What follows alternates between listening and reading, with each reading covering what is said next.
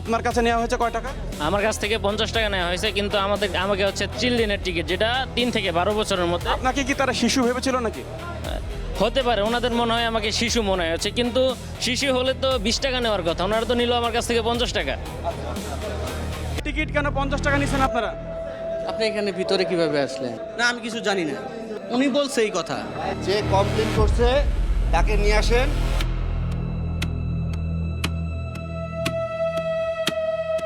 এখানে অনেকের সঙ্গে এমন ঘটনা ঘটেছে, তাদেরকে দেওয়া হয়েছে 20 টাকা টিকিট, কিন্তু নেওয়া হয়েছে 50 টাকা, অর্থাৎ 30 টাকা গেছে কর্মকর্তাদের পকেটে। তো এরকম কিছু অভিযোগ এবং এর সত্যতা আমরা পেয়েছি। যেমন এই টিকিটটি, আপনি কি শিশু না বয়স্ক? আমি তো বয়স্ক। আপনার বয়স কত? আমার বয়স আছে 22 বছর। 22 বছর। তাহলে আপনাকে টিকিট দেওয়া হয়েছে 20 টাকার। আমি 50 টাকা দিয়েছি, আমার টিকিট দিয়েছে 20 টাকার। আমি তো ফার্স্ট টাইম এটা কেয়ার করিনি, দিয়ে 50 টাকা দিয়েছি, 20 টাকার টিকিট ধরে দিয়েছি। আমি তো বৃষ্টি ছিল, বৃষ্টির কারণে তাড়াহুড়া করে মানে উনি খেয়াল করতে পারে নাই বৃষ্টির মধ্যে, ওনাকে 20 টাকার টিকিট ধরিয়ে দেওয়া হয়েছে, কিন্তু নেওয়া হয়েছে 50 টাকা। আমরা আরও কয়েকজনের সঙ্গে একটু কথা বলি। আপনার টিকিট?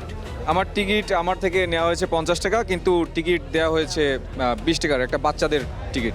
শিশুদের 20 টাকার টিকিট কেন বিক্রি করা হয়েছে 50 টাকায়, সেটি জানতে আমরা কথা বলতে চাই এখানকার কর্তৃপক্ষের সঙ্গে।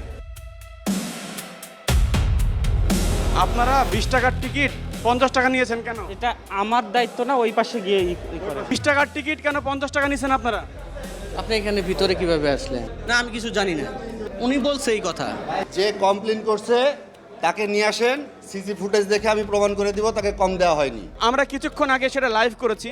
আমরা এখন একটু দেখাবো ওনাকে যে কাদেরকে তারা 30 টাকা করে যে বেশি নিছে, এরা কারা। টিকিটে লেখা 20 টাকা, আপনারা 50 টাকা কেন নিয়েছেন? প্রমাণ আছে আপনার কাছে? এই যে প্রমাণ আছে, সিসিটিভি দেখেন আপনারা।